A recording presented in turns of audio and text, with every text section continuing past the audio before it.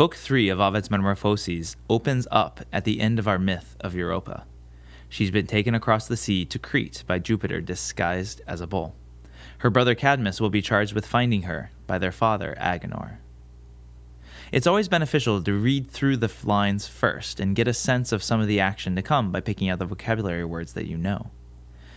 Iamque Deus posita fallacis imagina tauri, se confessus erat, dictaeaque rura tenebat, cum pater ignorus, cadmo perquirere raptam, imperat et poenam, si non in veneritadit, exilium, facto pius et sceleratus eodem. Now that you've read through these lines, do you have an idea of what's going on? Maybe you've recognized the word Deus, God, and that's got to be Jupiter, and the US ending has to mean that he's the subject of the verb. There's the word bull, and that makes sense given how Jupiter abducted Europa. Maybe you link confessus to the English word confessed, and a little bit of previewing the vocabulary will tell you that the dictaea rura refers to the island of Crete. Again, that makes sense because that's where Jupiter took Europa.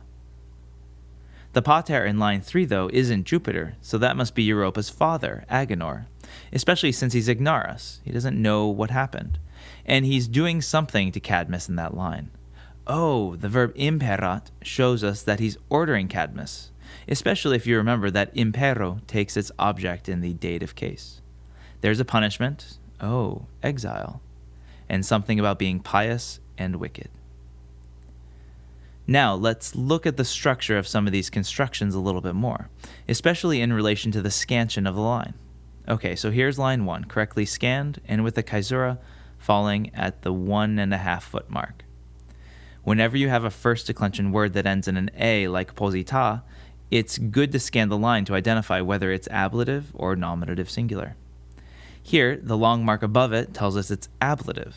And in fact, it's in an ablative absolute with the other ablative in the line, imagina. Fallacis describes tauri, and both are in the genitive case. You would translate these words after imagina.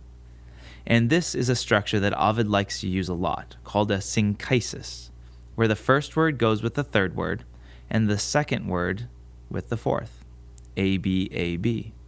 It's like he's deliberately trying to mix these words up. Here, the caesura serves to separate out the synchisis of an ablative absolute from the rest of the sentence. Here's line 2 correctly scanned, with the caesura serving to separate out the two clauses, se confessus erat and dictaeaque rura tenebat. There's 2 grammatical points to make here.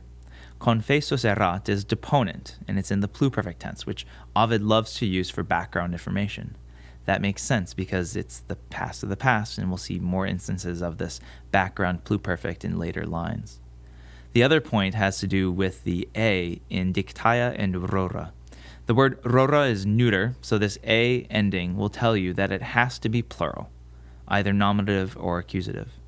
Since tenebat is a singular verb, dictaea rora has to be the accusative plural object of the verb. Line 3, scanned and caesura'd. Here the caesura falls after ignorus, and it divides the subject of the verb from the rest of the line. And as I said before, cadmo is in the dative because imperat takes its object in the dative case. Line 4, scanned, and there's a caesura at the comma, but there's also a diaeresis. That's where the foot ends at the end of a word, usually after the first foot. It makes a very deliberate and forceful pause in the sense of the line. Imperat, et poenam. And here caesura allows us to have the condition, si non invenerit, adit. Line 5, scanned, and the caesura is after exilium, which separates out this word from the rest of the line. Here we have a different, interesting, and very common word order. The endings of the words should be a big clue here, where pius et sceleratus are both nominative singular, describing the other nominative singular in the past few lines, the pater ignorus, and facto and eodem are ablative singular, showing how the pater was both pius and sceleratus. This is called a chiasmus, where the first word goes with the last and the second with the third, A-B-B-A.